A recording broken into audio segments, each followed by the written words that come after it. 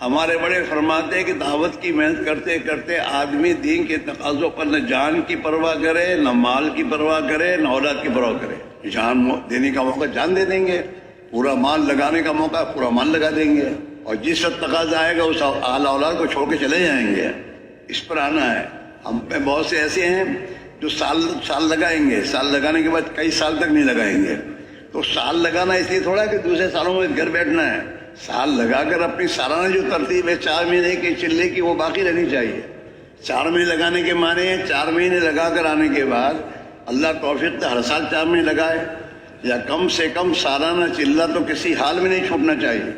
بزرگوں نے ہمیں اور آپ کو اللہ کے راستے میں نکلنے کی جو ترتیب بتائی ہے کہ بھئی مہینے میں 3 دن دو، یہ 3 دن قربانی ہے۔ جو 3 دن دینے کا تمہارا وقت ہے اس پر دنیا کا کوئی بھی کام آئے چھوڑ دے آدمی اور اپنے 3 دن میں چلا جائے، اور 3 دن پہ جانا نہیں ہے بلکہ اپنے ساتھ جماعت بنا کر جانا ہے۔ ہمارے حضرت جی فرماتے رحمۃ اللہ علیہ کہ 27 دن گھر رہ کر اپنے محلے میں چل پھر کر محنت کر کے اپنی جماعت بناؤ، 10 آدمی نئے تیار کرو، نئے ساتھیوں کو لے کر جاؤ گے تو تمہیں ہماری تربیت ہوگی۔ ہمارے بڑے فرماتے ہیں کہ جب پرانا آدمی نئے آدمیوں کو ساتھ لے کے جائے گا تو اس میں اس کی اپنی تربیت ہوگی، اس کی ترقی ہوگی، اور جو نئے ساتھی ان کے ساتھ جائیں گے پرانوں کے ساتھ ان کی تربیت ہوگی۔ نکلنے سے آدمی نہیں بنتا، نکلنا ایک عمل ہے، لیکن نکلنے کے زمانے میں اعمال ہے، اجتماعی اعمال، انفرادی اعمال۔ اس کا جتنا آدمی پابند بنے گا اور پابندی سے وقت گزارے گا اتنا اس کا ایمان بنے گا، اللہ سے تعلق بڑھے گا اور اس کی تربیت ہوگی۔ یعنی پرانوں کی تشکیل کرنی پڑے یہ تو کوئی بات سمجھ میں آتی نہیں ہے۔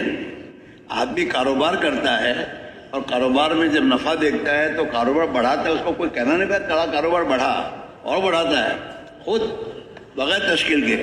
اور تبلیغ میں معاملہ 4 مہینے لگانے کے بعد 7 مہینے لگانے کے بعد بات سمجھ میں آئی، میری ضرورت ہے اور میرا نفع اور فائدہ اسی میں ہے، پھر بھی آدمی کے اندر ہی بات نہیں کہ میں اپنے آپ اپنا تشکیل کر کے اپنی جماعت بناؤں۔ اس دین کی محنت میں لگ کر قربانی دیتے دیتے اس مقام پر پہنچنا ہے جس مقام پر صحابہ نے قربانی دی ہے۔ ہمارے بزرگوں کا فرمان یہ ہے کہ قربانی میں ہم اپنے زمانے کے لوگوں کو نہ دیکھیں، قربانی میں صحابہ کو دیکھیں کہ صحابہ نے اللہ کے دین کے لیے کیا قربانی دی تھی۔ صحابہ کی قربانی کا حال تو یہ ہے کہ آج شادی ہوئی ہے، پہلی رات ہے اور اللہ کے دین کا تقاضا آیا تو اپنی دلہن کو چھوڑ کے چل دیے۔ اللہ کے دین کا تقاضا آیا تو دین کے تقاضے پر وقت پورا مال لے کے حاضر ہو گئے، آدھا مال لگانے تیار ہو گئے، اور دین کے تقاضے پر اپنا نظام بنایا کہ اب مسجد نبی میں جماعتیں آ رہی ہیں، ان کی نصرت کے لیے ہمیں وقت فارغ کرنا چاہیے۔ تو صحابہ نے اپنا نظام خود بنایا، آدھا دن اپنے کاروبار کے لیے، آدھا دن مسجد کے لیے، اور آنے والوں کے ساتھ وقت لگانا ہے اعمال میں۔